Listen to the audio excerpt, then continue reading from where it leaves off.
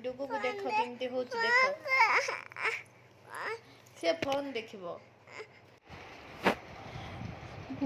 ତ ଏଇଟା ହେଉଛି ଇଭିନିଂ ଟାଇମ୍ର। ତ ଟିକେ ଶୋଇକି ଉଠିଲା ପରେ ତ ମୁଁ ବାହାରେ ଯାଇଥିଲି, ଅଗଣାରେ ବସିଥିଲୁ। ତ ଆମ ପଡ଼ିଶାର ମାଉସୀ ଆସିଥିଲେ, ତାଙ୍କ ସହିତ ବସିଥିଲୁ। ଦେଖନ୍ତୁ ମୋ ପିଲାମାନେ ମାନେ ମୋ ଝିଅ ଆଉ ଆମ ପଡ଼ିଶା ଘର ପୁଅ ଝିଅମାନେ ସବୁ ଆସିଥିଲେ, ବାଲିଗଦାରେ ବାଲି ଖେଳୁଥିଲେ। ତ ମୋତେ ମୋ ପିଲାଦିନର କଥା ମନେ ପଡ଼ିଗଲା। ତ ଆମେ ବି ଏମିତି ହିଁ ଖେଳୁଥିଲୁ। ତ ଏବେ ତ ଆହୁରି ବାଲି ମାଟି ଖେଳିବାଟା କମିଯାଇଛି ପିଲାମାନଙ୍କର। ତ ଦେଖନ୍ତୁ କେତେ ସୁନ୍ଦର ସେମାନେ ଖେଳୁଛନ୍ତି। ତ କେତେ ଟାଇମ୍ ରହିଲି, ତ ତାଙ୍କମାନଙ୍କର ଖେଳ ଟିକେ ଦେଖୁଥିଲି ମୁଁ। କ'ଣଟା ଆଉ ବାବୁ ପଳେଇ ଆସିଥିଲା ତା କାଢ଼େ ଅଜାଘରରୁ, ପ୍ଲେଟ୍ ଥା ଦଉ ଅଜାଘରକୁ ଯାଇଥିଲା। ତାପରେ ଆମେ ବାହାରକୁ ଯାଇଥିଲୁ, ସ୍ୟାଣ୍ଡୱିଚ୍ ହେରିକା ଆସିଥିଲା ତ ବାବୁକୁ ଦେଇଦେଲି।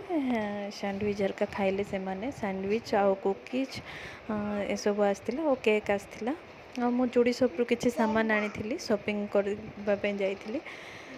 ତ ତାପରେ ପୁଣି ପଳେଇଲି ରୋଷେଇ ଘରକୁ।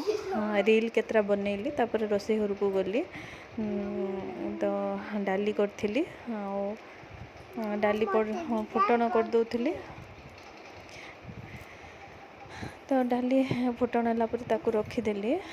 ପୁଣି ଭାତ ବସାଇଥିଲି।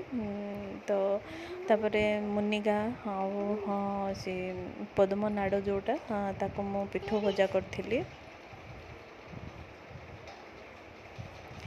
ପୁଣି ମୋର ରୋଷେଇ ସରିଯାଇଥିଲା, ମୁଁ ଯାଇକିନା ବସିଥିଲି, ଖେଳ ଟିକେ ଦେଖିଲି। ତ ଆଙ୍କେ ଦେଖୁଥିଲେ, ମୁଁ ବସିଥିଲି ଟିକେ ଦେଖିଲି। ତାପରେ ପୁଣି ମୋର ଖାଇବା ପିଇବା କାମ ସବୁ ସରିଗଲା ପରେ ମୁଁ ଗୋଟେ ପ୍ରୋଟିନ୍ ଆଣିଥିଲୁ, ତାହିଁରେ କର୍ଣ୍ଣଫ୍ଲେକ୍ସ ଆଉ ସବୁ ଥିଲା, ପିସ୍ତା କିସମିସ୍ ସବୁ ଥାଏ। ତ ଅରେଞ୍ଜ ଫ୍ଲେଭର୍ର ଭଳିଆ ମୋତେ ଲାଗିଲା, ଅରେଞ୍ଜ ଫ୍ଲେଭର୍ର ସବୁ ଫ୍ରୁଟ୍ସର। ତ ତାକୁ ଗ୍ରାଇଣ୍ଡିଙ୍ଗ କରିଦେଇଥିଲି। ପୁଣି ମୋ କିଚେନ୍ ହେରିକା ସବୁ ସଫା କରିଦେଇକିନା ମୁଁ ପଳାଇଥିଲି ରୁମ୍କୁ। ତ ନେଲ୍ ପଲିସ୍ ଲଗାଇଥିଲି। ମୋ କାମ ସରିଲା ପରେ ରହୁଛି।